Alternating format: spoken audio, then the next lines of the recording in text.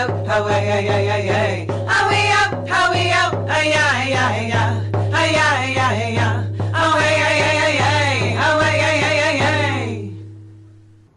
Hi, everyone. Welcome to The Bridge. I'm your host, Kira Young, and you've reached me on Revolution Radio at freedomslips.com. We are also simulcasting with People's Internet Radio and Real Liberty Media. So welcome, everyone, and thank you to all the listeners wherever you're listening from, wherever in the world you're listening from. That's a pretty exciting concept right there. And I'm glad that the world is interested in the stories that I'm interested in. Here at The Bridge with Kira, this is a group effort. I'm just the host in terms of the conversation, but right now we've got Steve Roberts hosting the call and doing the stuff behind the scenes that, unless you're in radio, you really don't know about it. And then my husband Majikia does the promos, and people who listen contact me and they say, I'd really like to hear you interview so-and-so. And so that's how this radio show happens.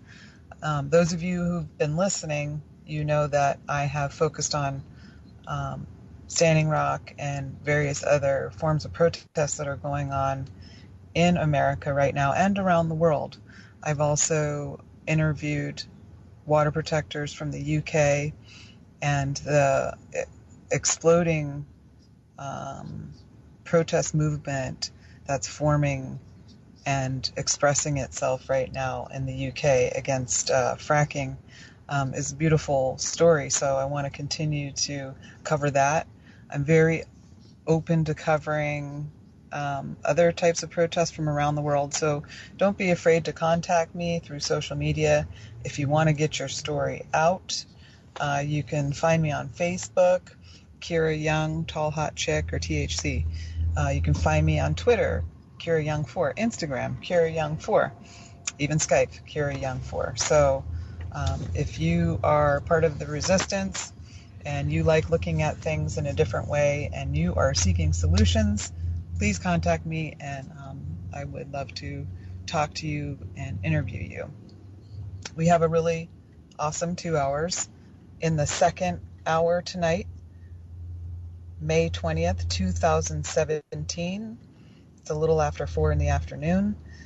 About 5 o'clock, I'm inviting my friend Alisha Ali Vincent back, and we're going to do a rundown of a lot of the camps that have sprung out of Standing Rock. So that's going to be really exciting. And I would like to preface that conversation by saying that protest camps are a very long tradition for natives in this country. And the thing about Standing Rock, what Standing Rock did was it involved the support of an unprecedented number of tribes coming together for a common purpose. And it also galvanized an unprecedented number of non-native allies to join the struggle for indigenous rights and environmentalism. So what also happened was Standing Rock wed your classic Greenpeace-style nonviolent direct action with native spiritual tradition and in particular Lakota tradition. So for the first time, the world saw Lakota prayer songs being sung in nonviolent direct action to stop a pipeline that was being forced at gunpoint, being forced on the people on treaty land to go through treaty land. So what has happened since is a bunch of camps that have sprung up before. Like in the first hour, I'm going to talk to Joe. He's doing a presentation right now for about the next 10 minutes. So that's why I'm introducing you to all these concepts before I get started with Joe and then with Alisha in the second hour. Joe's protest camp is in White Clay, and basically White Clay is a border town of the Pine Ridge Indian Reservation, and it's always been a place where, um, as part of the genocide, um, they purposefully market alcohol to natives coming off the reservation. And so this particular camp in White Clay area is trying to get those places shut down and moved out, because the reservation itself is dry. And so what they're doing is they're just setting up another sort of gold mine for them. So we're going to get into all of the details of that, and that particular camp has been going on for a long time. Like it will, as well as a bunch of other protest camps that Lakotas have done over the years, is that issues like this will fire up. We're seeing that with the uranium mining. Standing Rock has blown new life into movements that were already going on, and now they've been sort of re-energized, and the fire's going again in these other camps. So we're going to talk about that, and we're going to talk about this particular, for the first hour, we're going to talk all about White Clay, because White Clay is a really different, it's a really different battle, but it's kind of on the same wavelength. I mean, it has to do with genocide. The battle for our environment and to stop pipelines is also about genocide. But there's a lot of ins and outs to the whole problem of alcohol for Indigenous people. It really hasn't been a part of the culture. So if you look at it from a global standpoint and what people are exposed to, the rest of the world has had 5,000 years of consuming alcohol to sort of make that a part of their diet and culture and everything. Whereas Indigenous peoples in the Americas have had exposure to it for 500 years. And that's really not long enough to for a people to for this. You can't go from eating buffalo and berries to fry bread and beer and have there not be negative consequences for you physically, socially, and this is part of the genocide. It was part of government policy even to make sure that natives were kept drunk. So because they noticed early on that it affected native people more heavily than themselves. So we'll get into that, and we'll get into other protest camps. So there may be, all right, Alicia's ready. She's always ready. For goodness sake, you'd think it was Mercury retrograde, but it's really just some contrary. Hey, Kira. Hey, yeah, we got you. Right on. Welcome So back to the bridge. Yeah, guess who was just messaging me? It was Joe. Okay. He's still doing this presentation? Yeah, there's some sort of presentation with Senator, I don't know, there's important bigwigs there. We're pretty important too, but apparently, they need precedence. So life in the underground, man. Life. That's right. Life on today's pirate radio. That's what happens. So do you want to say anything about White Clay? I mean, I don't know if I really said enough about it. It's a pretty heady issue. There are people, I think it's important to acknowledge that there are generations of families that have been working on the issue at White Clay. So, I know Joe's going to point that out. Joe is one of my camp mates from Ogallala camp. He's an actual Ogallala. I am not. I was a squatter. So yeah, he camped at Standing Rock where I would come and go, but he was consistently there the whole time. So he's a great person, and this project has been something that he's really passionate about. So I hope you do get to talk to him in these couple hours that you have. But yeah, I think he probably will be the first to acknowledge that there are other people who started this work long before he really kind of tackled it. Yeah, and I did say that. Like, he asked me to give him 15 minutes. And so during that first 15 minutes of the show, I was saying how this has been, that the camp has come, basically Standing Rock breathed new life into the white clay issue, just like it did the Mm-hmm. uranium mining issue. Like, the protest camps are a long tradition for natives, and in particular Lakotas. Mm-hmm. And Standing Rock really breathed new life into it, as well as wedding the Greenpeace style non-violent direct action with native spirituality, or in particular Lakota spiritual tradition. So we were seeing Lakota prayer songs sung during nonviolent direct action. That was the first time the world saw anything like that before.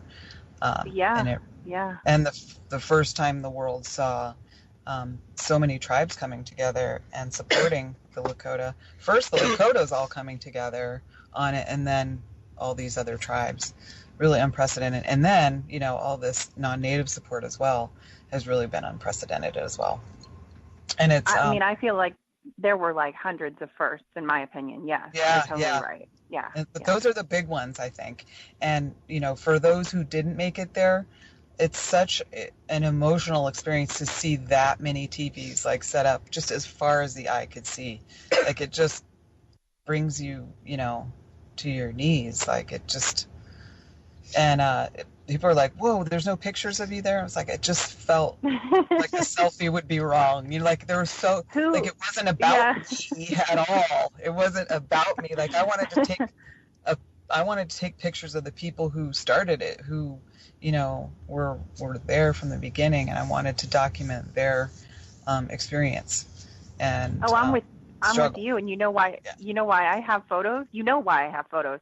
I have photos because I have water protector children who had an iPad. Right. That's why I have photos, Kira. Yes. Yep. Little documentarians. Yep. Our kids take really good pictures. So which camp do you want to start with? Okay. Well, we actually have things that are happening right now. So let's start with the one that has things taking place at the moment. That is going to be over in Mahwah, New Jersey. So that's the Sweetwater or Split Rock Sweetwater Prayer Camp. Mm-hmm. They are fighting the Pilgrim Pipeline, and they have had trouble with the township recently. They set up a teepee in support of Standing Rock while the camps in North Dakota were still actively open. And then increasingly, the township, or let's say select people in the township, have decided to adjust their zoning restrictions and or enforce some current things that were on the books that people just, weren't really paying attention to. And what it boils down to is they don't want to see ceremony. They don't want to see teepees. They don't want to see, I believe they have a yurt there as well. So I remember hearing Chief Perry mention something about that. So this has become a little bit of a drama that removes us from what the purpose is of the camp. Thursday night, there was a large meeting in the town where 150 thereabouts people attended to talk about this issue, this specific issue. The meeting took over 2 hours, actually, and a number of people from the town, non-native people who are not there for the prayer camp, but in support of them, went up to the mic and had things to say. And, I think from a legal perspective, there could probably be cases put forth related to their religious freedoms. They are on their land. They have 13.5 acres that they're on currently that they are holding ceremony on, including the cars that are parked there. Like, so right now in the last hour, the police have been on scene and trying to find out who's parking here and why are you parking here? And do you see these signs that say you shouldn't park here? And there's people with the camp out at the front near the road, trying to explain that, well, we didn't put these signs here. And this, in fact, is our land. So we're allowed to park here. And if we have overflow, we'll park down the street at the college. So everyone's being polite, but definitely they need boots on the ground. In addition to that, they really could use some legal advice, just the basics of what questions you do and don't need to answer. I mean, I'm cringing as I keep watching these live feeds coming out right now as we speak, where, and I'm saying this observationally, there are 2 white officers in most of these live feeds that are asking questions of the Native people who are walking out, asking about people's names. They're writing down notes.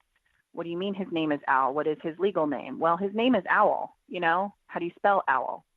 OWL. I mean, how can you not cringe while watching this? Yeah. And so they need help. They need people. They're holding prayer ceremony. I believe it started Friday, and they're holding prayer until Monday. They're having a 4-day prayer ceremony.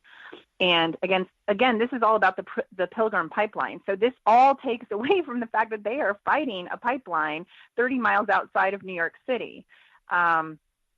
So that's in Mahwah, New Jersey.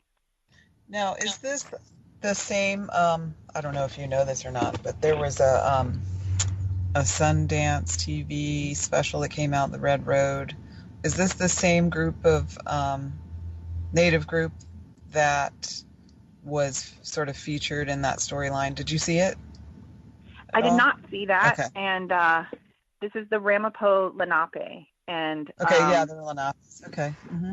Yeah. And I don't remember, somebody had told me at some point how many tribal members they have. It's a little over 1,000, I had thought.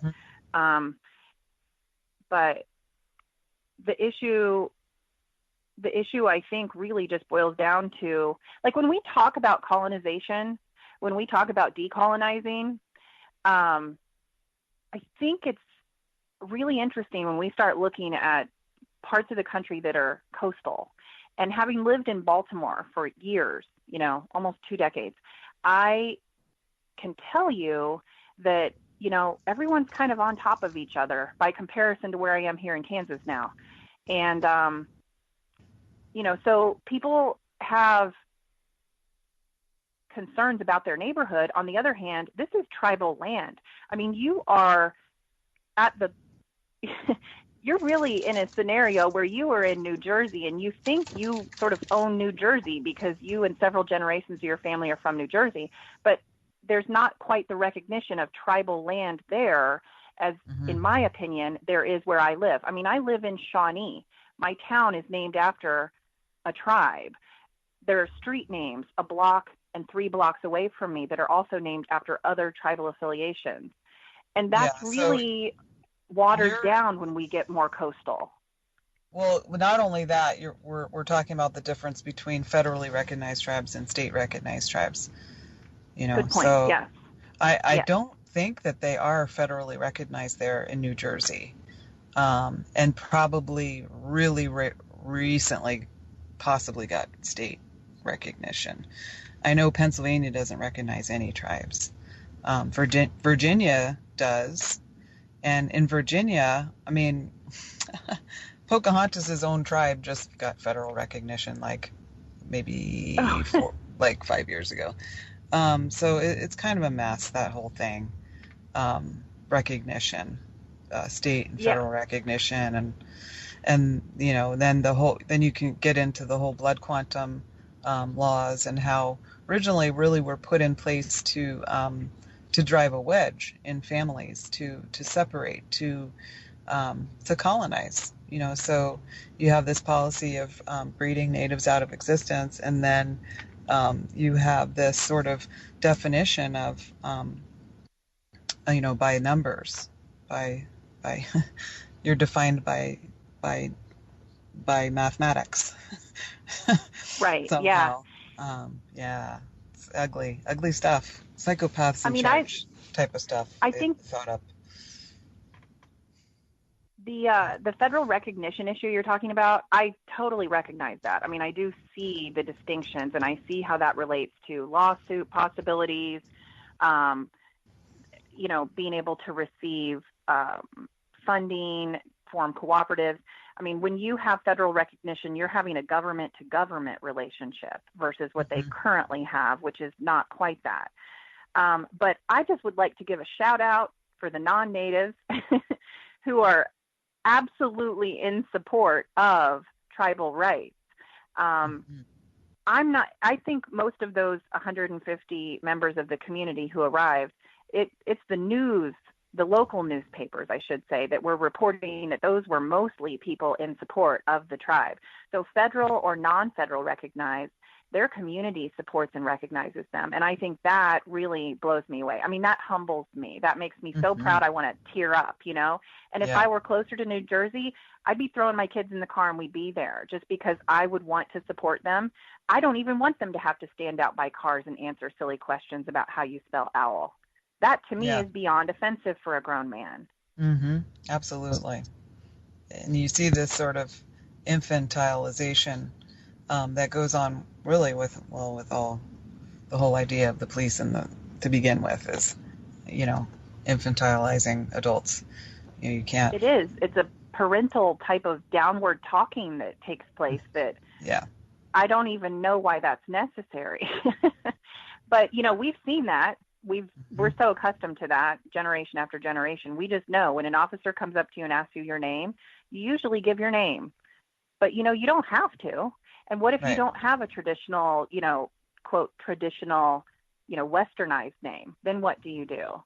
Well, apparently owl is something he wanted to question. I mean, I don't know. We could analyze that pretty far, but I'm glad that the town supports them. So I hope this has a good outcome. And that's happening literally right now, Kira. So. Wow. Okay. So get to New Jersey, East Coast people. Get over there and support them. Pilgrim Pipeline.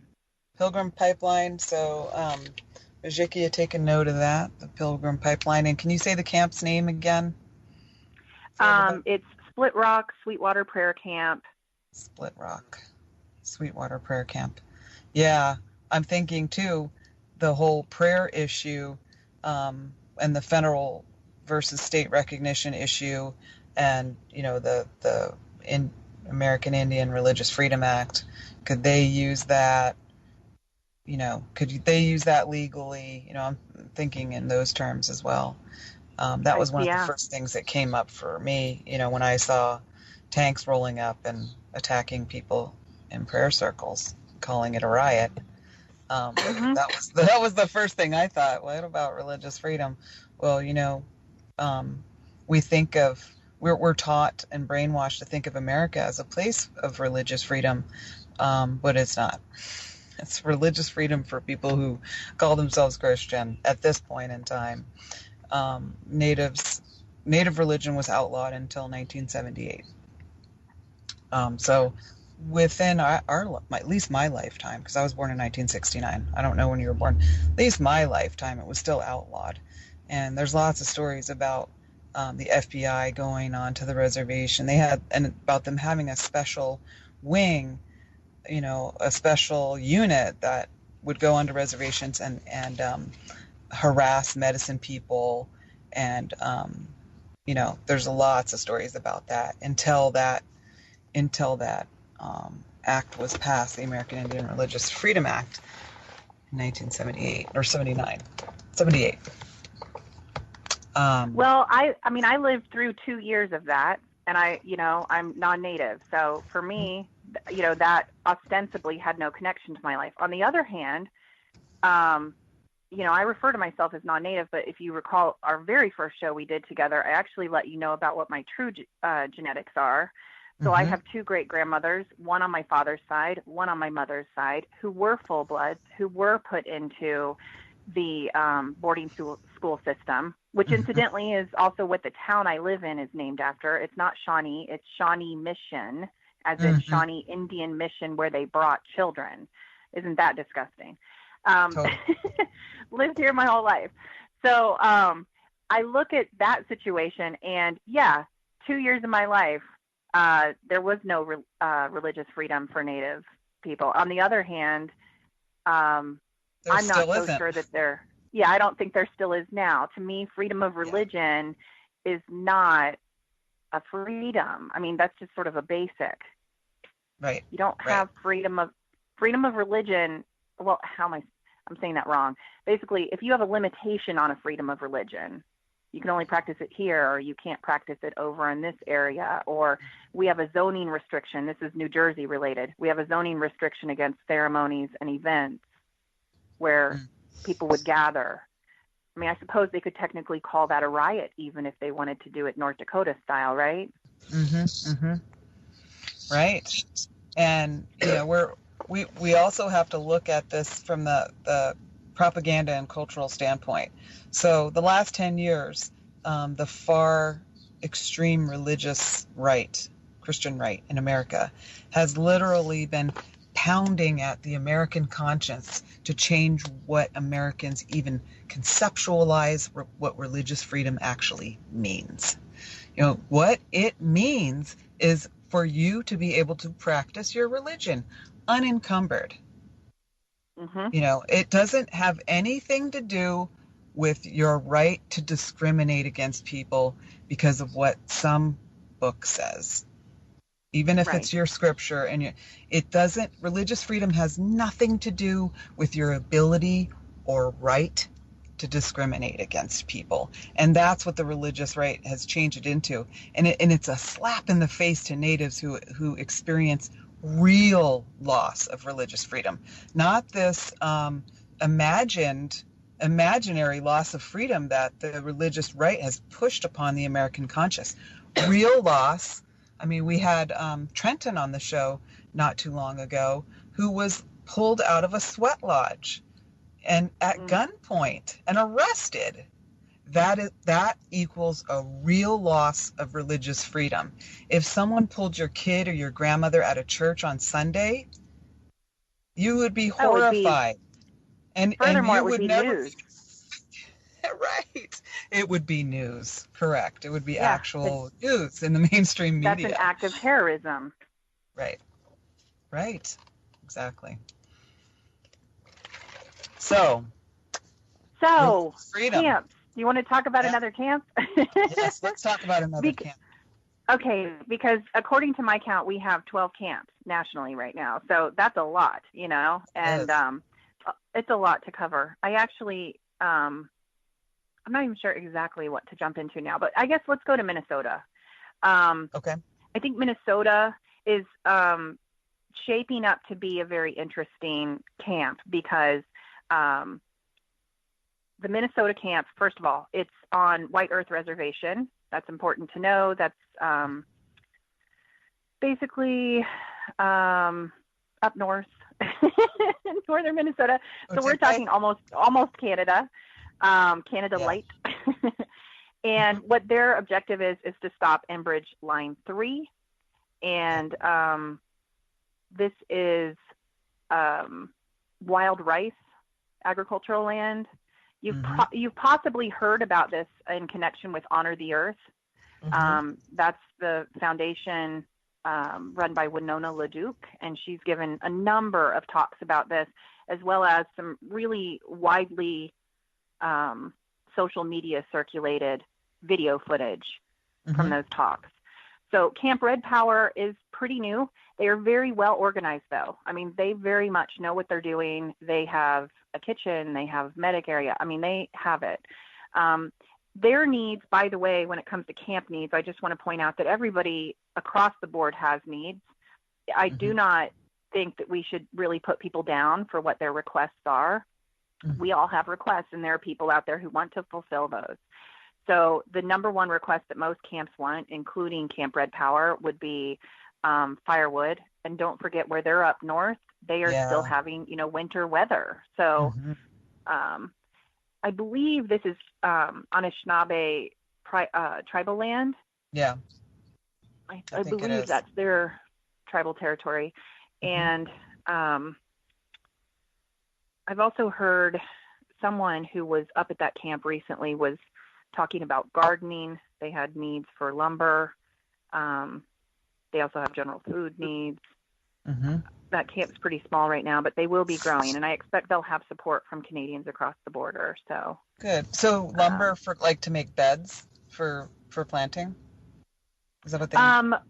I think they were requesting it related to the building of like shelving or the building of Okay. some, stronger structures that they might. Okay. Yeah.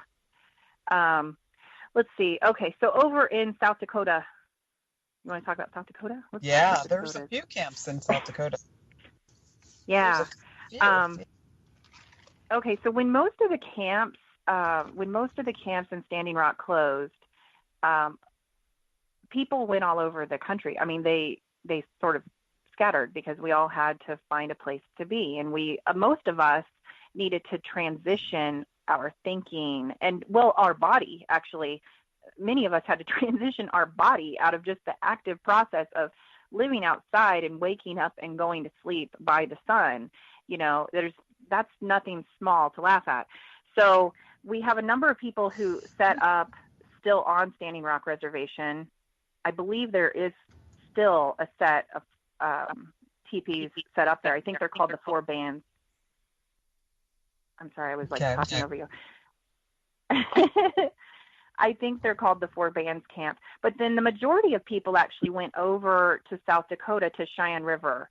The Cheyenne River Reservation was kind enough to open up their powwow grounds for people to come in and set up and just really heal themselves. And also there was a secondary purpose to that, which is fighting the Keystone XL fight, which is really the large fight that was taking place prior to Standing Rock. I know Standing Rock received a huge amount of attention, but Keystone XL was really the mother of that movement in some ways, I think. So the person I associate with that camp is Joy Braun. So she is over there heading up that camp. And then there's a second camp that's down south that I believe is actually breaking up right now. It's that sounds horrible, breakup. Mm-hmm. But the Native Roots Camp. And if you look online, you will find some issues with that. But that's down in Takini, which is in the southwest corner of Cheyenne River Reservation. Okay, so two on Cheyenne River. Cheyenne River, there was a lot of people from Cheyenne River at Standing Rock. So, I mean, they're right downriver, so directly affected them. They get a lot of support from Cheyenne River. And so now, there's a lot of people still in that area who are looking to keep things going, to keep protecting the water and doing what they're doing. And that Takini camp, it's really pivotal because if the Keystone XL gets rolling, there will be man camps that come to the region. And I've heard as many as 3 were mapped out at one point. It's not uncommon for them to scatter those around. And one of the most recent really reliable reports that I have includes mention of, I won't say the exact town. I don't know that I'm ready to really reveal all of that yet, but mention of a camp that's being set up about 11 miles away from Takini. So they've already built an approach. They have land mapped out there.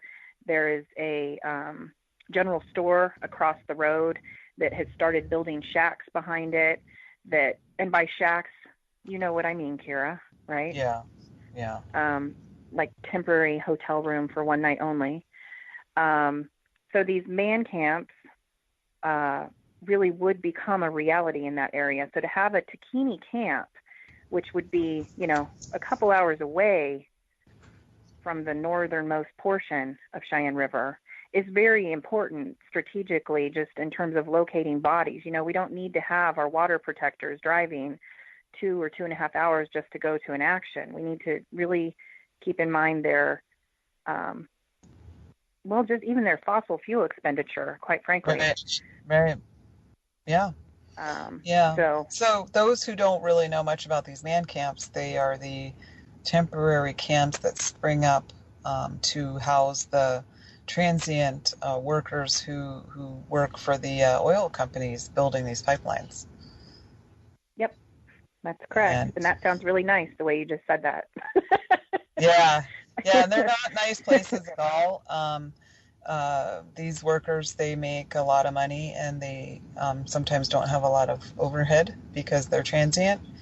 There's a lot of drinking, and there's a high number of incidences of rape compared to any other place that you might go in the country, much higher, and the victims tend to be Native.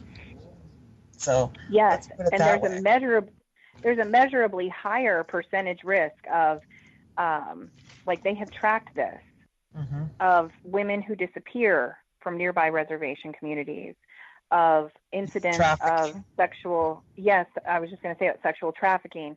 And the Dakotas are already very high. I believe the Dakotas are like number 2 on the sex trafficking list as it is anyway. Plus you're very remote. I don't know what the ratio is for Bureau of Indian Affairs or tribal enforcement to the land mass of Cheyenne River. But, you know, when you look at even Standing Rock covers like 2.3 million acres. And, you know, they have literally a handful of officers. So those things aren't going to be covered anyway. Plus, here's the additional caveat that most people don't recognize. A non-native coming into a reservation area is not going to be subject to the laws of that reservation community.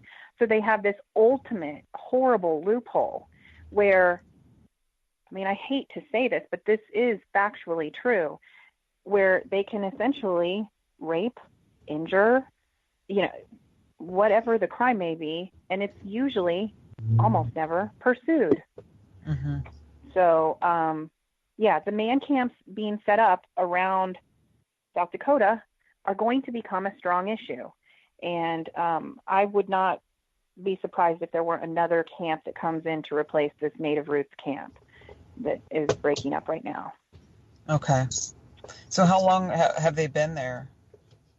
The one that's I couldn't tell you the exact number of days, but I mean, it's been since the closure of camps in Standing Rock. And I do know a couple people that were on the ground there that are now staying in Rapid City, and they are still doing community work for Cheyenne River, but they're right now they're transient. I mean, they're up in the air. They're not sure exactly where to go. There's also I'll be honest, I'm not inserting drama. I'm just factually sort of reporting it, I suppose. There is an issue there with the way that camp was closed or is in the process of closing. There's an issue with potential drinking that was taking place, and then it was on private land, and that landowner may have supported the person who ended up doing the drinking and committing some bad acts. So I think that's worth mentioning, because I think that has water protectors wondering, okay, well then who's in charge of our camps? You know, do we need to now not just be excited about, hey, we're going to this area and let's rally people and what's the pipeline we're fighting?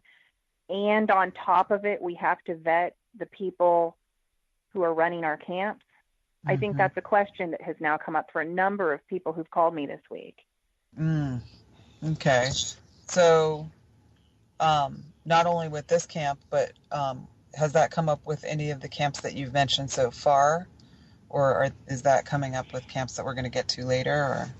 I mean, I think that's going to come up with some camps we're going to get to later, yeah, because we do have camps all over. And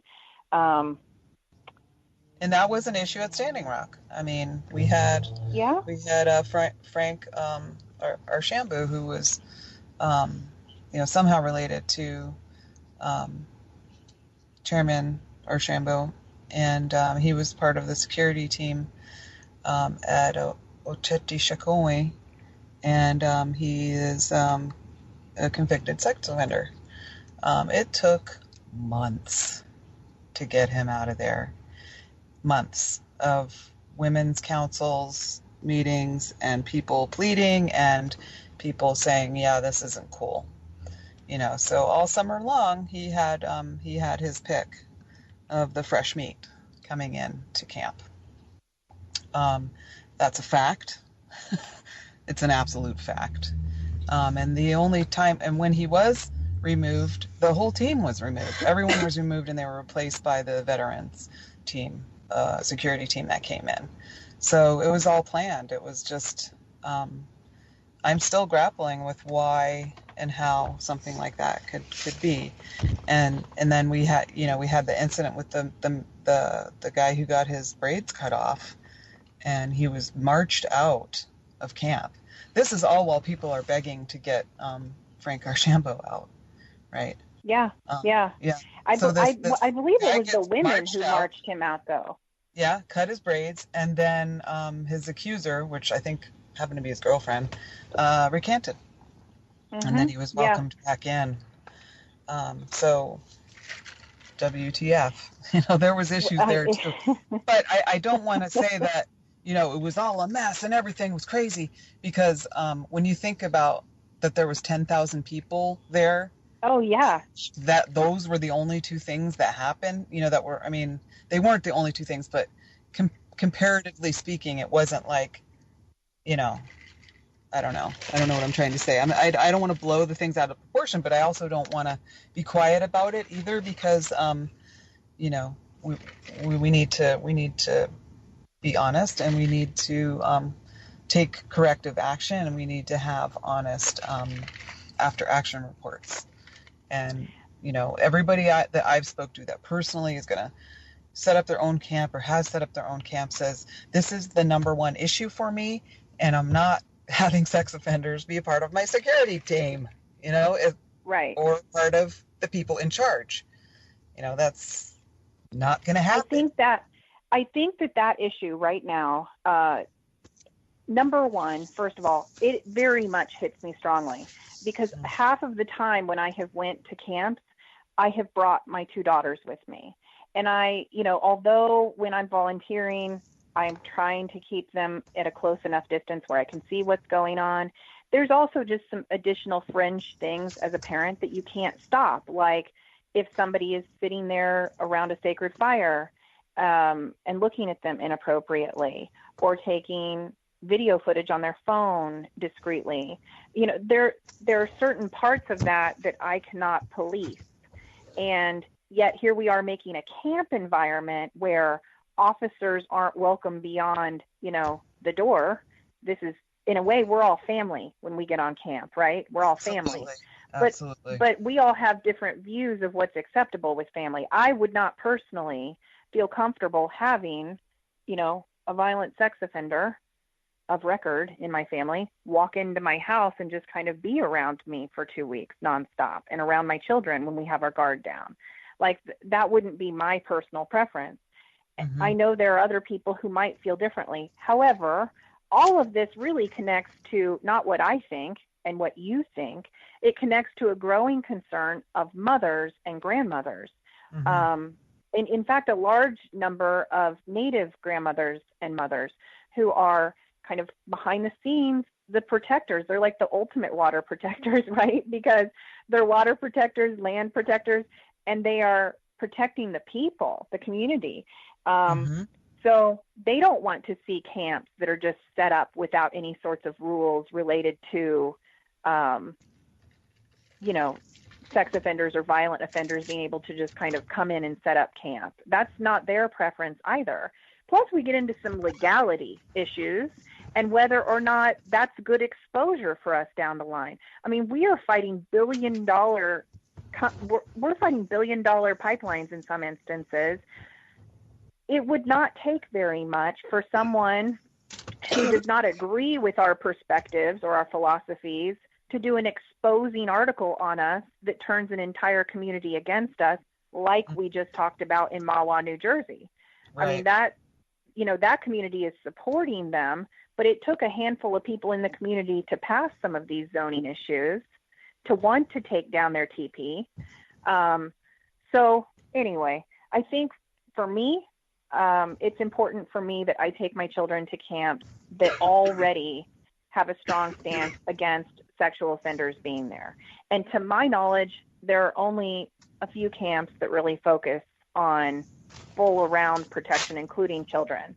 So I imagine in the coming months, we will see camps that don't just have rules that say no drinking, no alcohol, no weapons. I think we will have them adding more frequently no sex offenders and pointing out that they will check the sex offender registry.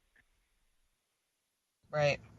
Yeah. And, you know, if it's not the first thing that people think of, but then when the issue hits you right in the face, then it's something that you move to take corrective action. It's as simple as that.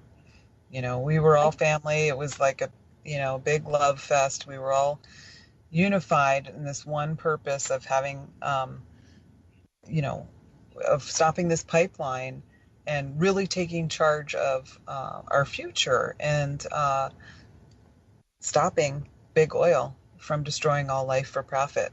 We all wanted the same thing. And so nobody wanted to mess up the vibe, you know. That's such a great historical happening. But like you said, it's about the concerns of mothers and grandmothers, and absolutely the concerns of fathers and uncles, because it wasn't only mothers and grandmothers who said, you know, Frank Archambault's better get out of here, or it's, right, you know, right. Yeah, like it was time. It was almost time for the hammer to drop. So, and speaking of that, we're going to take a little break. Can you repeat the names of the camps that we have covered so far? Okay, so we've covered Split Rock Sweetwater Prayer Camp in Mahwah, New Jersey. We talked about Camp Red Power in Minnesota on the White Earth Reservation. We've referred to the Four Bands Camp that's still in North Dakota near where Standing Rock camps were. And then we've talked about the Native Roots Camp in South Dakota, and then also that camp up at the Powwow Grounds in Cheyenne River Reservation, which I consider Joy's Camp. I mean, I know it has a technical name, but I don't want to butcher that because my Lakota is weak. Okay. Yeah. It hurts my ears when you say, I know. Chetty Shakawin, baby. Oh, I hate it. Or when I see people type mini Wichoni, like it's just M-I-N-I, like it's a mini chocolate chip or something. Like, come on now. Let's get real here. So once you start hearing the music, just mic your your microphone. Just make it quiet while you hear the. You don't want to hear me go to the bathroom? Is that what you're telling me? No, I've actually had that happen one time before in a show where we really got to take a piss, you know, during the break. Okay, stick around, everyone. We'll be back for another hour of radio. All right, bye. All right.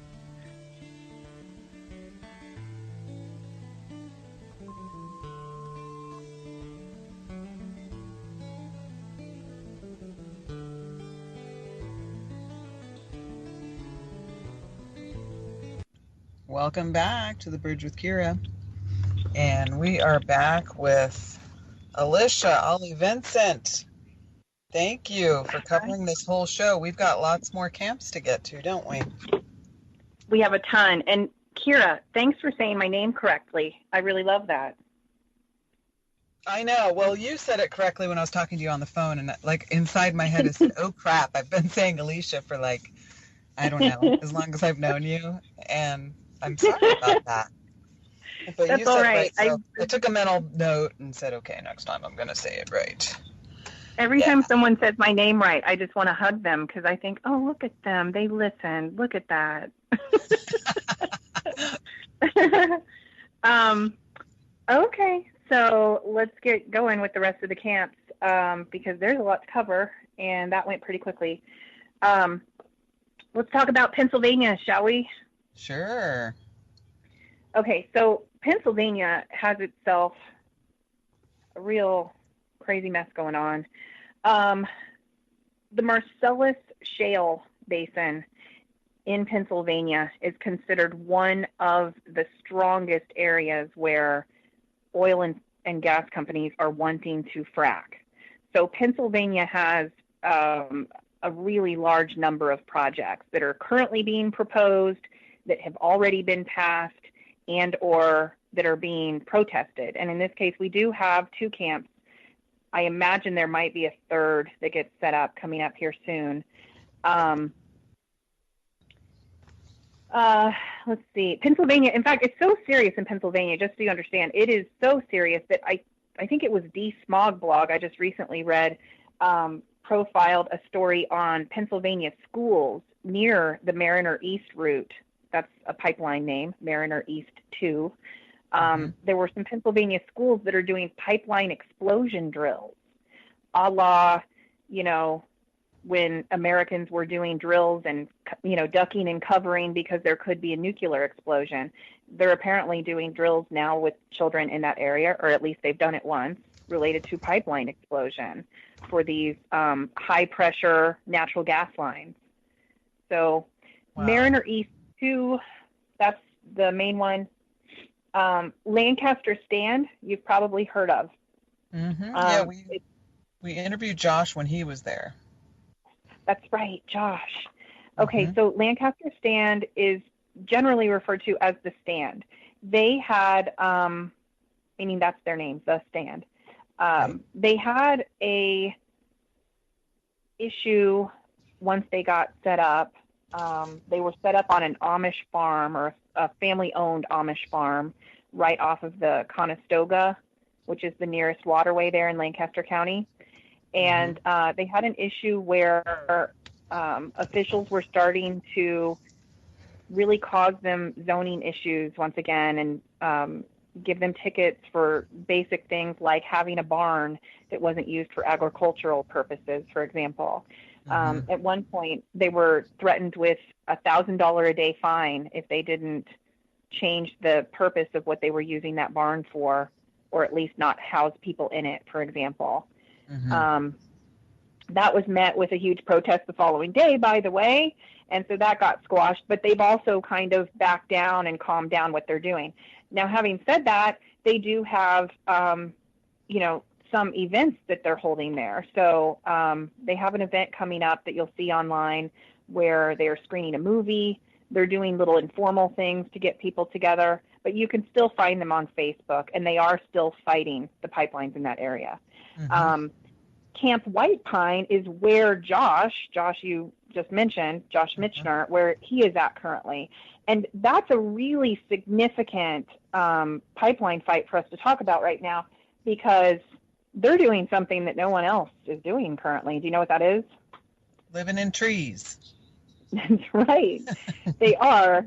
And they've been up there for quite some time, and they have quite a few people in those trees. So Camp White Pine is, a semi-private camp. If you are interested in going to that camp, you really need to go to their Facebook page or try to find Josh and speak with him about that to see if it's even a right fit for you.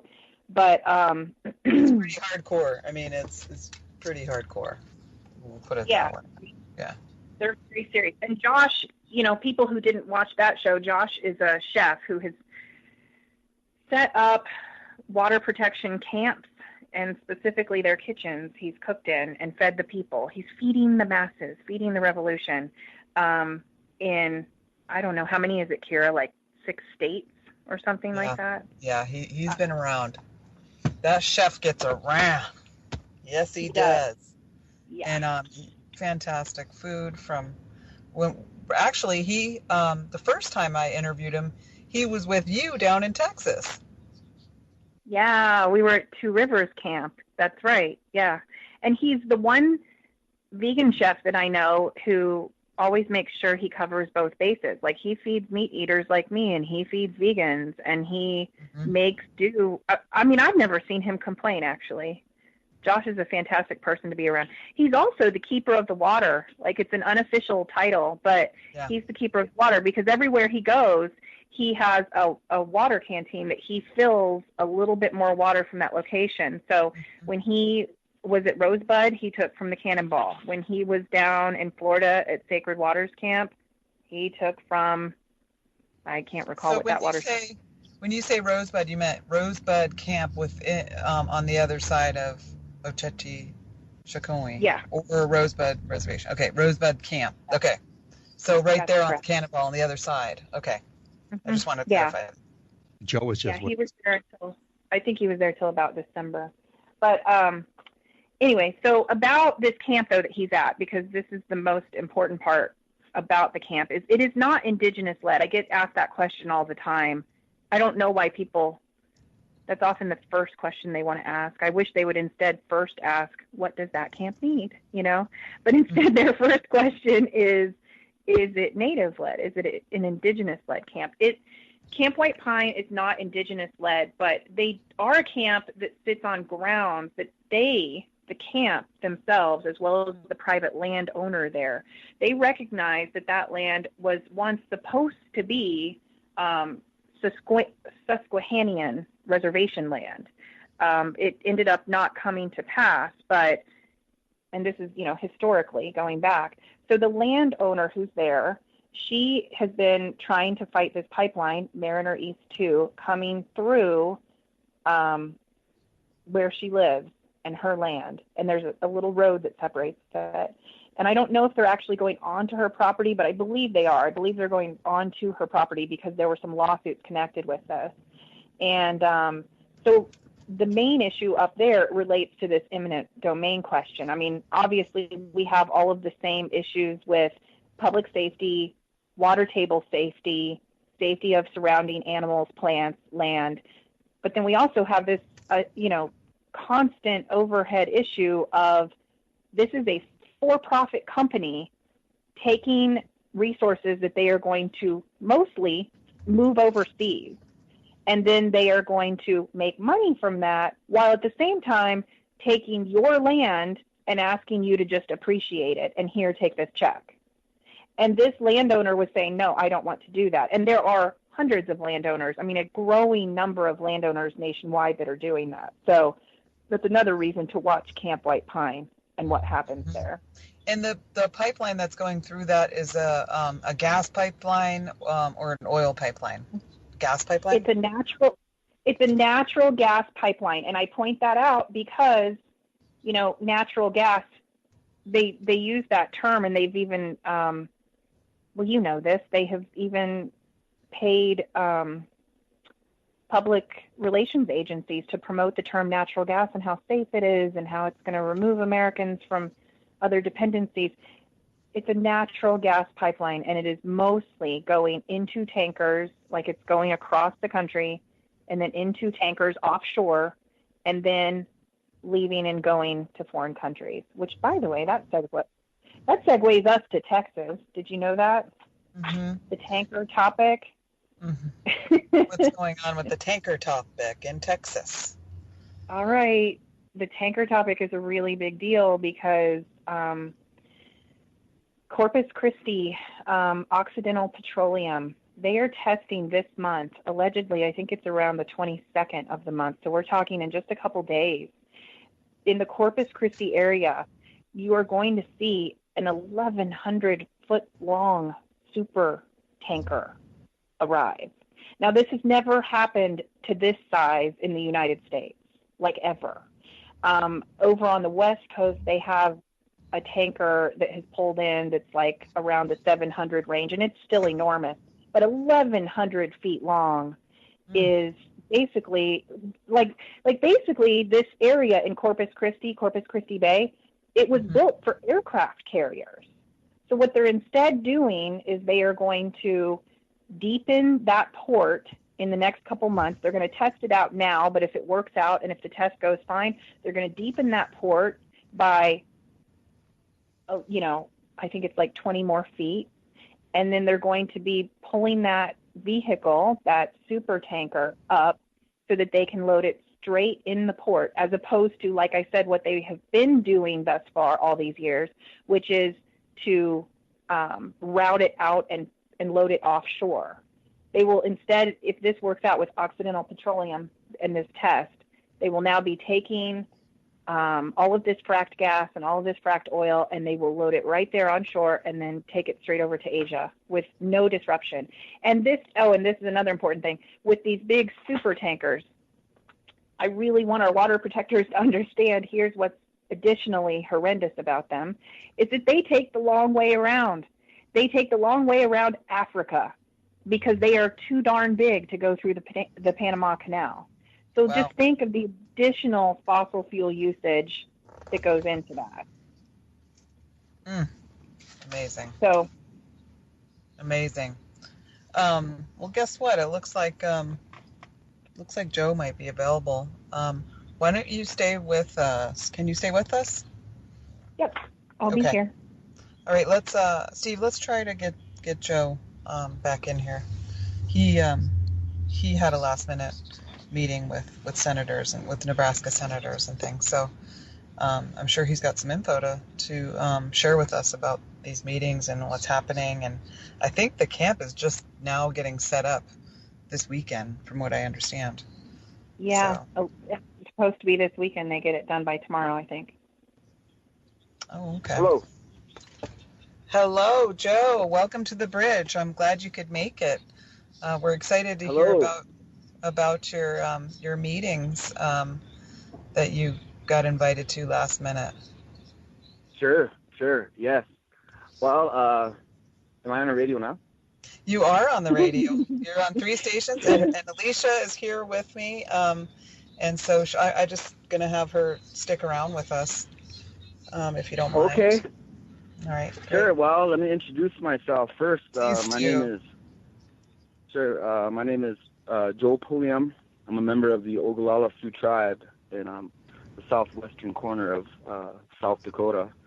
I'm a reservation called Pine Ridge Indian Reservation. I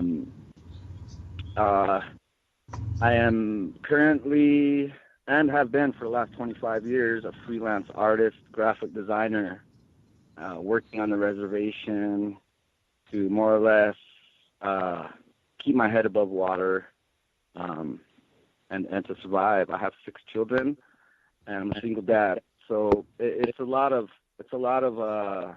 thinking outside of the box, being creative, utilizing resources that no one else would.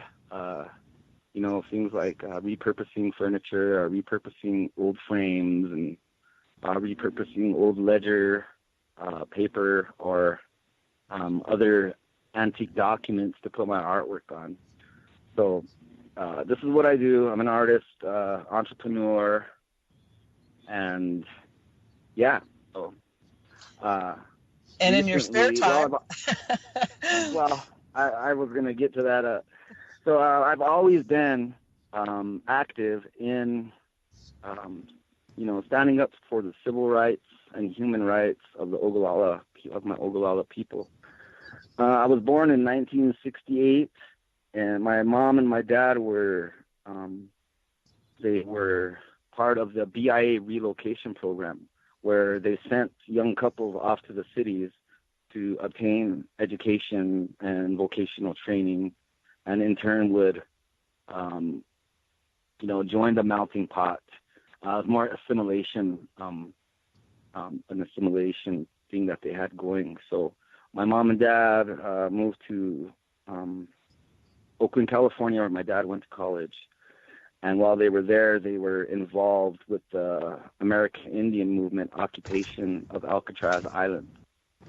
So I was there when I was 1 year old in 1969, and my parents had spent 4 or 5 days there. So, they were active in the movement. At that time, the American Indian movement was forming after the civil rights movement of the 60s. So American Indians were starting to say, hey, what about us? We need to, start standing up, and we need to organize. So they organized the American Indian movement. And because of so much tribal corruption and things here in Pine Ridge within the Ogallala Sioux tribe at that time, the president or the chairman was named Dick Wilson. And he had micromanaged the tribe, and they more or less left out the true people, the true Lakotas of the reservation in the job. When it came to the jobs, the money that was available, it mostly went to the Iescas or the mixed bloods, and the agency Indians, which are the ones that are usually stay close to Pine Ridge. So a lot of the resources and money was being, the true people that need it was being overlooked because of corruption and self-serving politicians. So the grassroots people reached out to AIM, the American Indian Movement. But at that time, they had moved to Minnesota, or they were in Minnesota, and they were more or less organizing there. Well, as fate had it, I guess my mom and dad had moved to St. Paul, Minnesota, and they were active with the formation of AIM there, and with the organization. Well, at that time, that's when the grassroots people had called AIM to Pine Ridge, and the AIM came here in full force. More or less stand up for the people who were being pushed around and bullied. At the same time, there was a Lakota by the name of Raymond Yellow Thunder who was murdered and dragged by a pair of border town cowboys, and they had murdered him, and then were found they were acquitted on all charges. So, to add insult to injury, these things are happening, and so our people called in AIM, and then that's when the occupation of 1973 happened. And my family still was living in Minnesota until 1979, and then we came back to the reservation. So that's kind of my introduction, or how I was introduced into sort of the movement to, I don't like to say that I am AIM.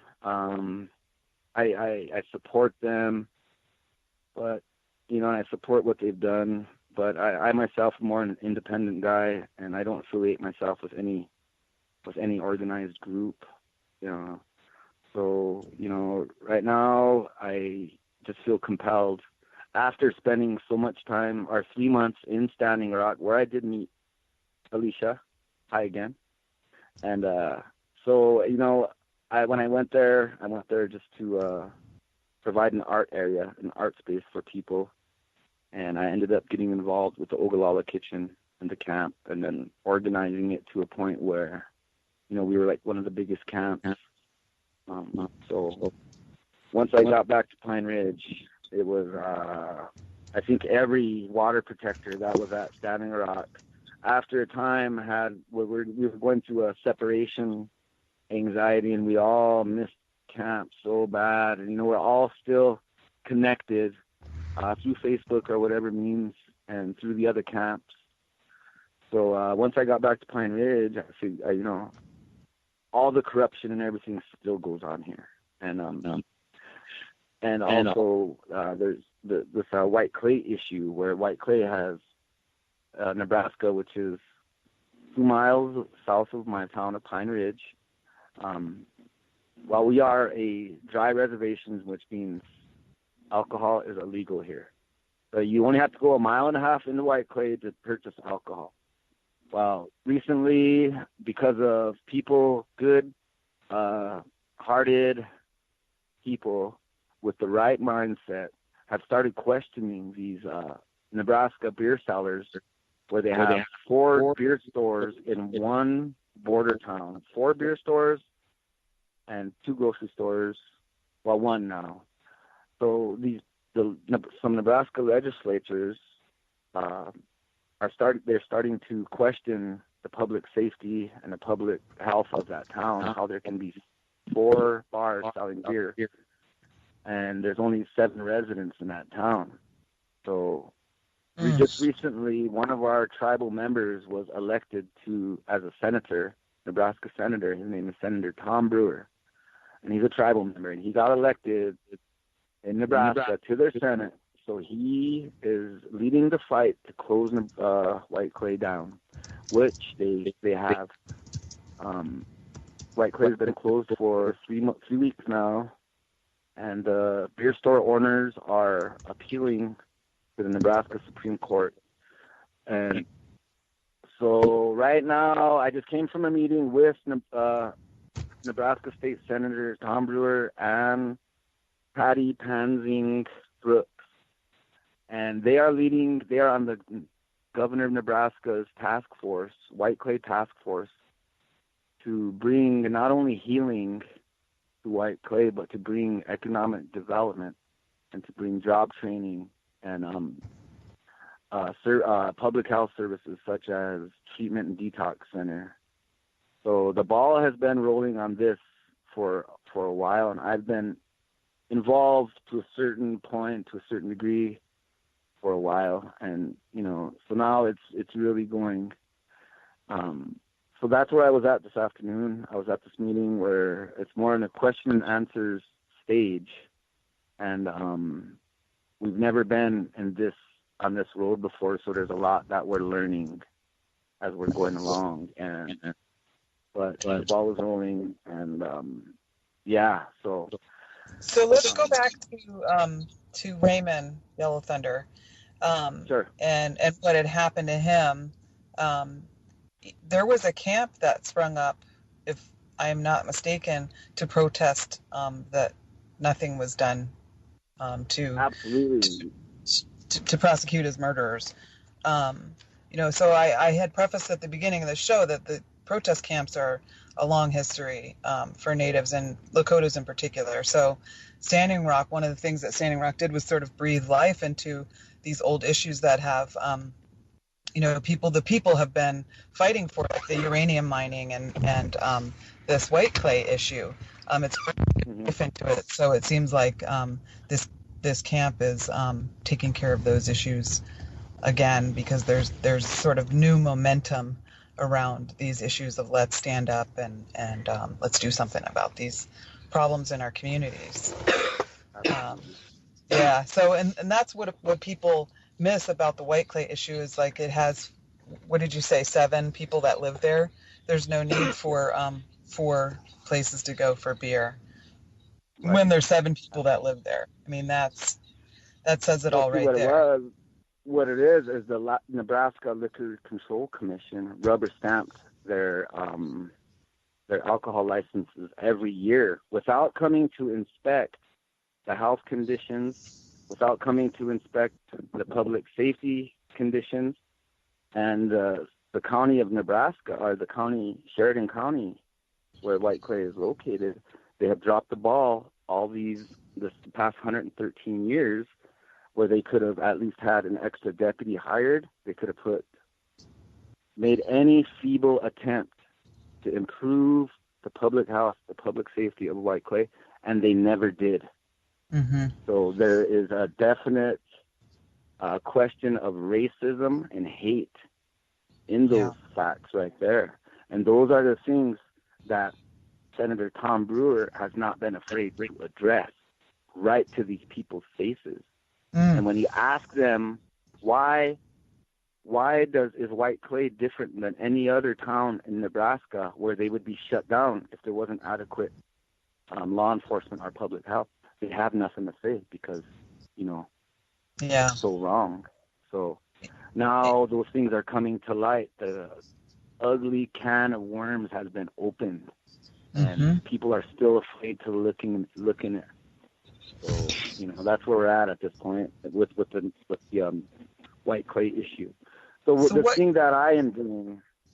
What can these senators do? What it's in their power to do about this? Can they have those liquor licenses looked at again, or? Well, right now, the Nebraska Attorney General shut down the beer store owners' appeal of the Liquor Control Commission's decision to shut them down.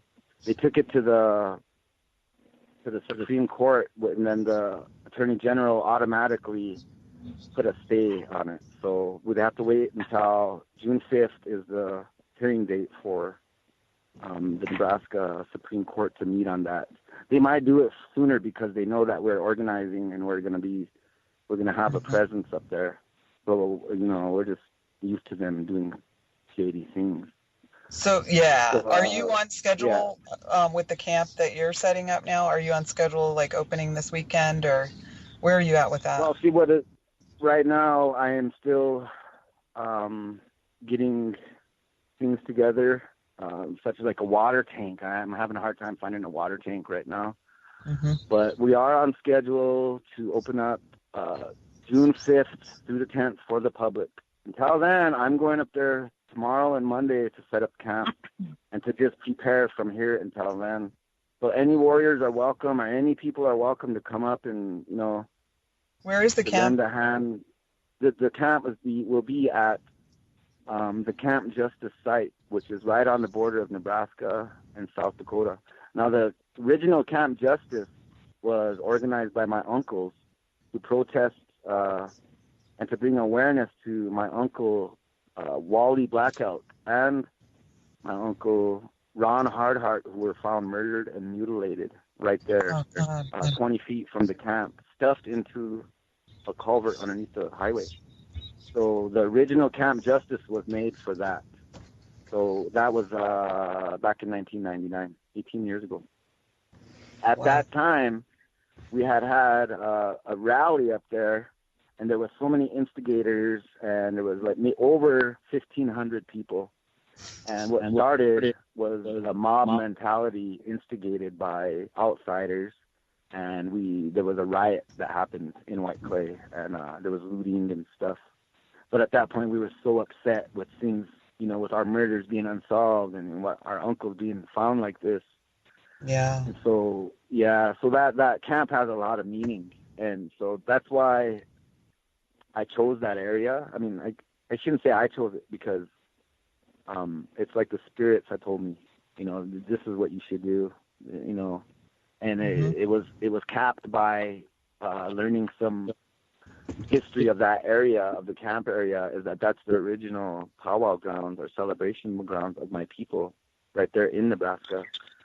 So it all came together at that point, and I made my mind up that this is it. This is where it's meant to be, right here. So so that's how the camp came together. So people that want to help you set the camp up, they can just find you maybe on Facebook. On Facebook, you're called Patrick, right? Yes, my name is Patrick Joel, Joel, Pulliam. And I can give you my number. It's area code 605-441-9943. And you can just contact me if you wanted to come out. And there's one other thing. This camp, I started out calling it a prayer camp, but it's not a prayer camp. Although there will be prayers there prevalent for this camp. That's what it's about. But to kind of keep it more, I guess, in the center, I'm calling it a proactive empowerment camp. Oh, I like that. We're showing proactivity in the decisions being made. We're doing something, whereas in the past there wasn't much that we could do. So we're showing our presence, and in turn it's empowering our people to take this issue and you know, to try to further it, you know, because after White Clay there's so many more things that need to be done. So yeah. So Alisha, do you have any questions for Joe? I don't really have any questions right now, but Joe, hi. I haven't seen you in so long. It's crazy. Hello. I know. It's good to hear your voice. I was just now sitting here and I was imagining you, and I thought, I bet you he's wearing a bandana today. That's right? How I used right? Yeah, when you're in action camp mode, you with the bandana. So Camp Justice, like, what are your needs? What kinds of things do you need?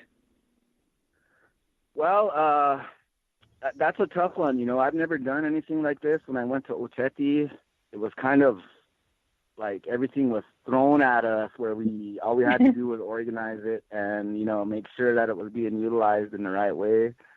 Here we're starting from actually nothing. I got some building supplies donated to make the cook shack, because it's one thing I learned from Ocheti was that we need to have a covered cook shack, because one time at Ocheti we went 3-4 days without eating because we couldn't keep a fire going. So the first thing I want to do is build a cook shack, and then I have a teepee, so I'm gonna put a teepee up, and then go from there. So I think what we really would need, and you know, and what the other thing I learned is money is the devil. You know, Mm-hmm. there was money that was stolen. There was money that was unaccounted for. Money just turned people into different people, different beings or things. So what I'm trying to do is keep this strictly voluntary and donations, but I'm trying to keep away from cash as much as possible. So if people want to donate or appreciate it, if it was food stuff, you know, it's kind of hard to gauge because, you know, it's going to last the camp from the 5th through the 10th. After the 10th, I'm not sure what's going to happen. I would like to go visit more camps and take some of the resources that we might have gotten or whatever. So I'm not sure what to ask for. You know, it's a good question. Right now, I think bodies, people to get there and help. Because we need security, we need cooks. Well, it's funny you say that because I was just explaining about the potential breakup of a camp. So we'll talk after we get off here. We'll talk about this because there are people who need to be of service, and they're not all that far from you. So, yeah, that sounds really good. I was just thinking that when you said it. Yeah. One thing that I would have to say about that is everyone is welcome. But the thing that is most important is cultural sensitivity. And so what it is about respect of the culture, or respect of the people who are like the elders or the leaders. At Ocheti, there was kind of no leaders. There was no structure. So it had its strengths, but it also had its drawbacks. So, and the other thing was respecting the prayers, the Lakota ways, Lakota. How do you say it? How different aspects of our culture, like if a woman's on her period, she can't be around certain things. You know, children are expected to be well behaved. You know, things like this. When you come to the camp, it's gonna have that traditional Lakota feel. So and it might sound like we're separating ourselves from each other, from the non-natives, or that we're being you know, we're being standoffish or separation or whatever, but that's just the way it is. And I hate how that kind of separates us, but as long as we can keep that respect going, you know, I think that we can all work together. It's what it's about. So you're saying that all in a really beautifully politically correct way. But you know me personally, so you know I like to boil stuff down. Yeah. And for me, in just layman's terms, I'll just say what's not been said, which is we don't need white people coming in here being jerks because we're trying to help our community from the ground up. Isn't that true? And you have a right to do that. So yes, you bet we should be humbling ourselves and trying to understand what the culture is of the camp you're trying to create. That's our responsibility if we come to help you. I agree. Absolutely. You know, just like last night there was an initial meeting before the meeting we had today with the senators, and we were with all these people from Sheridan County, and it's never been done before. And it was a historical moment. But at that minute, there was some disrespect because they're all sitting there saying, well, we want to help the Lakotas, we want to help them. But one of our elders got up and he started saying something, and one of the white guys stood up and told him, no, that's not right. No. So today at the meeting, I stood up and I said, you know what? You guys say that you want to help us, but one things that we hold sacred is our elders. And when you start telling them to shut up or to be quiet, it's like everything. They've been telling us that for all of these years, and it's like, shut up and sit down and be a good Indian. We're telling you what to do. So that's the mentality and the thing that we take. You know, we take that very offensively, and rightfully so. But like you said, myself, I'm more politically correct. I like to say things in a more, civil manner, and I like to be more polite. I'm a little contrary myself, and I think that Alisha is as well. But you know what I would love to see is a moon lodge like set up for so that, you know, if there is this opportunity to practice this sacred tradition of the women's power during that time, to like take it as far as we can, and you know, but we're in this reality of you know, the women's side of things is, you know, a little more hush. It's a little more forgotten. It's a little more, you know, that's where we're at. So we're at this kind of crossroads where we want to keep our traditions, but you know, like sometimes there's for me, I've been offended not because I'm offended by the idea of the Moon Lodge. I think that's actually like the most beautiful thing, and I've had a lot of visions about it and a lot of really deep thoughts about it. But when I see like publicly women shamed, like I'm all for the grandma like on the side saying, hey, you know, come with me, we've got another place like that's special for us, instead of like you know, grandma smells you type of stuff, you know, that like gets my hair standing up on the back of my neck type of thing. Do you feel the difference that I'm talking about? Well, I think that's kind of it's kind of hard to explain. It's a difference of cultures, you know. Mm-hmm. To us, that's acceptable. And like I would rather. I've been in both situations. So I've been in the situation where grandma comes and whispers in your ear and takes you to like a place where all these aunties are eating and cooking and they all take care of you, you know. And then I've been in the place where you're publicly shamed basically for being female, you know. So I felt both vibes, so I know the difference. And so that's just my stirring the pot here on this issue and just being contrary. And you know what they say? They say about being Lakota, or you know, that it's hard, and part of that everybody can relate to is what I'm trying to say here is being hard is with that being practicing those ways and practicing that, respecting your elders, is they have a different way of telling you. So you got to be strong. You got to be tough. You got to be. Your mind has to be strong so you don't get offended. And it's hard. It's hard to accept that because to you it's offensive, or to other people it's offensive. But to that grandma, she's just telling you in a blunt way. You know, right, and that's how grandma is, and you have to accept her and love her for her being that way. Yeah, I feel you on that too, definitely. And there's a reason why, you know, we talk about Tankashala, you know, and the idea and the belief in Tankashala, you know, in Lakota spirituality. It's grandfather. Yep. It's grandfather that's like the one, you know. Grandma is blunt. Grandfather's the one you're praying to because, you know, we might have pity on you, but grandma's not, because she's got shit to do. So, do you know what I mean? Do you mind if I comment on that real fast? Sure, please do, please. Well, you see, the concept of God is not even, the Lakotas, they never even heard of that, or Jesus. Right. We have our own Wo Lakota way, which was compromised of the 7 sacred rites brought to us by the sacred white buffalo calf maiden, a woman.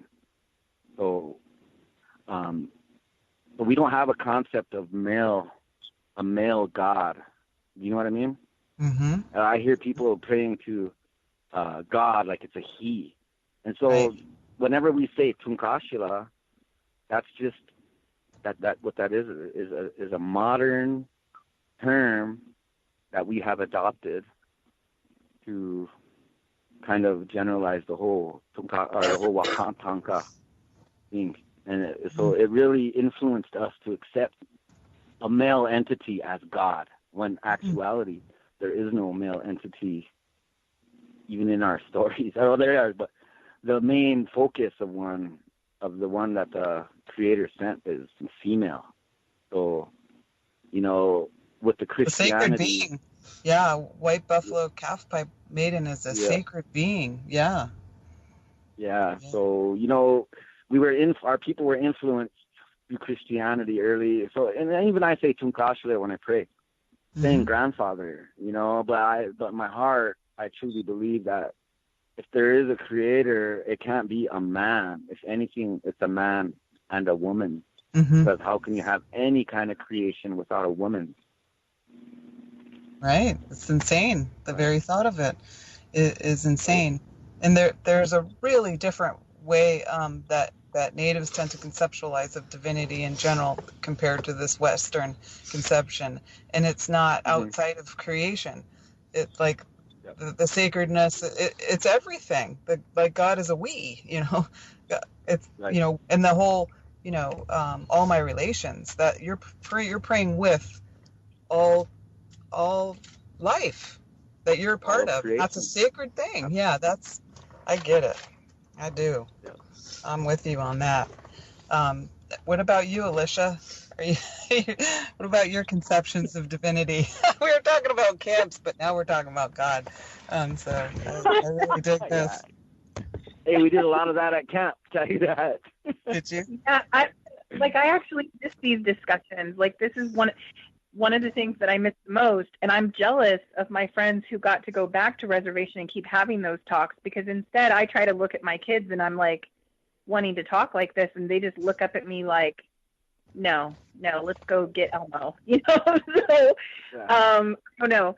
My perspectives on God, I think, are formed by the way I was raised, which is right here in the middle of America in Kansas. On the other hand, I have people in my life who have spiritual beliefs that go in all directions. I mean, I have Muslim friends, I have Jewish friends, I have Palestinian friends. So, you know, it gets a little complicated for me. For me, I suppose I just try to move all of those feelings around into one core sense of there's a creator.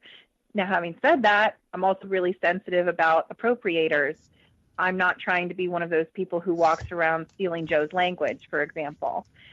So I don't walk around referring to the creator. I pray. I have belief in signs, for example. I have belief that we're directed by people who've been with us in our lives or ancestors.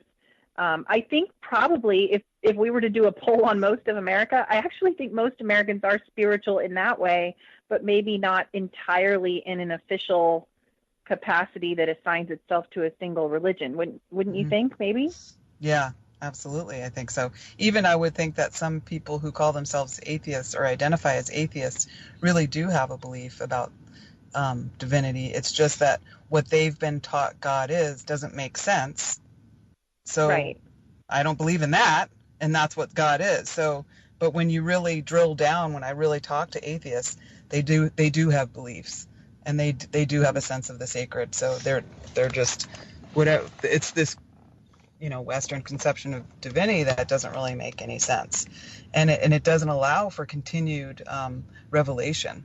So, you know, God happened 2,000 years ago when some guy, you know, died for our sins. Like, that's so removed from reality, our everyday reality, that it doesn't teach us about our own, and it doesn't give us a language to understand our own mystical experiences or our own experiences of deep connection to other forms of life, our, you know, fellow travelers here on the earth. But I've been thinking about how this environmental movement, it's really about saving ourselves, because the earth is a sacred being and she's going to keep going without us.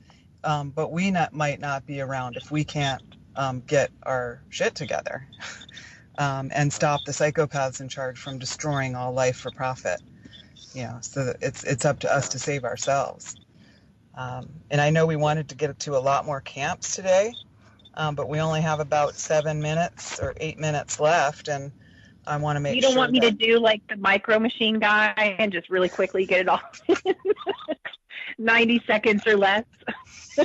Yeah, we might have to have a continuation next week at the different camps, because there's still a lot more to get to in this. And I'm really glad that you were actually able to make it, Joe. And it's really great to meet you and find out that you were actually as a baby at Alcatraz. The Bay Area is such a special place for me. It's where I met my husband at the Mills College powwow. Oh, wow, cool. Yeah. And well, I just try to give a little bit of insight, on who I am and how I became involved with these kind of things. I truly believe that my people have been wrong for so long, and that if we don't start standing up now, that we're going to continue to be thought of as subhuman people. Now, it comes to these environmental issues and everything. We, the Native nations, are holding a lot of resources that people like Trump and all these oil companies, they want, and they don't think of us as humans are in any way capable of making our own decisions. Little do they know that we have treaties that give us access to our lands for time immemorial, or as long as forever goes. And so they need to understand that and reach out to us instead of just disregarding us as subhuman. And, if they can do that, then more power to them, because we ain't going to let them take it anyways. That's right. But, right, so what it is, part of what I believe is why the Mother Earth isn't being respected is because, white Christians, they believe that God is a man, and, there's no respect for women in any kind of thing that they've really done for centuries. And they've influenced my people to adopt that belief. So a lot of my people are lost from our ways too. And so now it's a time of healing and regrouping and coming together with our non-native friends to not only combat corruption locally but nationally, and to stand up against these big oil companies and big energy, and even against the government, and start demanding our rights back, and start demanding to be treated as citizens and human beings, because time is short. It is indeed very short. And I'm really excited about your responses and the things that you're saying. And I'm really glad that we got into a conversation about religion, because it's my thing. It's my thing. Yeah. I like to talk about. I like to talk about people's conceptions of divinity, because mine have always been different from other people's, and my life has been a journey of finding people who sound sane to me, who have similar thoughts, and yeah. And so you're one of them now. I've found you. Awesome. And I'm glad. Yeah. So, can I ask you before we go why you have chosen, although your family has this deep history with AIM, why you have chosen that to be sort of an independent person and not really identify with one particular group? Yeah, there's a couple answers to that. The main thing is that I get along. I don't fit in with one group. I don't fit in with a lot of people. I'm my own person. I've always been my own person. I'm an artist. My artwork doesn't fit in any category either. I've always had my own category. So when I try to work with people, it doesn't ever work out. And it's just my personality, I think. And it isn't anything bad. It's just that I have more compassionate worldview, I think, and I tend to think of the bigger picture and the bigger things, and so I think I do better more independently, where I don't have to work with people who are trying to work against me. And it also has its drawbacks too, of course. But what I'm interested in is assembling a team of people, like-minded people who can work together. And and then from there's so many possibilities, because I've seen it at Standing Rock, and I know it's possible. So that's the reason why I'm doing this. No one's done this before. No one's even attempting to, because it always falls on deaf ears. It falls on hopelessness. But I came back from camp with hope, more hope than anything. And my grandma told me, you know what, Joel, you did? You brought that sacred fire back to your people, and I believe that. So Absolutely. that's why I'm doing it. So, Yeah, it was. And I'm not saying that I'm staying away from any help.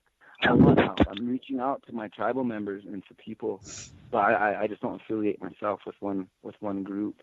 Yeah, And there's myself, many. And what I do is I get along with children and dogs and elders more than I do with adults. That's not true. So, you got along fine. So I tend to kind of stay away from the big groups and all of that. I hate politics, and I hate it when people can't get along, and it's just I just want to work together and make a difference because time is short. I keep emphasizing time is short, not just because we're all gonna die one day, but that we should have been doing this. We should have been doing these things for a long time now. Yeah. And we're making up. It, so. We're making up for lost time here, and there's a lot to do. The work is never ending. Yeah. And so, Alisha, we're going to have you back to get to the other half of your list here that we were going to talk about. There's, I think, at least 6 more camps we were going to talk about and what's going on there. Oh, there's at least. And then I thought of a couple while you guys were talking. I thought of a couple more. So, yeah, we'll go over it next time. Okay, that sounds good. We have one. Let's see. We have two more minutes, maybe 1 more minute. Joe, did you want to get anything else in before we go? Well, I'd just like to say, invite anybody with like-minded ideas as far as empowering people. Proactivity. What I want to do is I want to meet these Nebraskans with an attitude, well, hey, we're doing something here. We're being proactive. We're empowering ourselves because up to this point, all they do is point their finger at us and say, that's your guys' alcoholic problem. That's you guys. Mm-hmm. And that has to end. So what I want to do is meet them halfway and say, look, we understand it's our problem. But right now we want to stand up and we want to take action. We want to empower ourselves to become better citizens, to combat this alcohol problem. And if you can't step up to us with a handshake and meet us halfway, then it just proves who you are and what you're about. And please get out of our way because we're going to stand up regardless. So I reach out to anybody that has any ideas that way to come to camp and contact me, and we need to network and get it out there. Get this subject out right. Thank you so much, Joe. Thank you so much, Alisha. Thank you, all the listeners. Thank you, Revolution Radio. Thank you, PIR. Thank you, everyone. No Dapple. Thank you, guys. Thank you, Alisha. No Dapple. Mini with Tony. All right. See you guys. Have a good one. Bye.